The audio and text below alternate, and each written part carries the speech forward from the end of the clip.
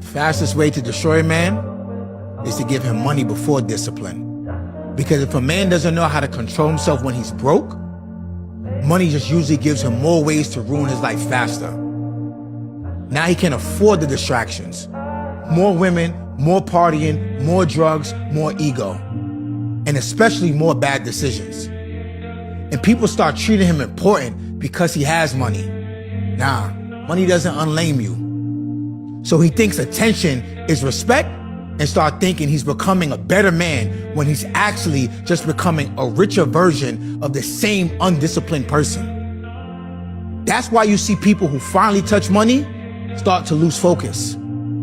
Because money without discipline gives a man access before he developed the maturity to handle that access properly.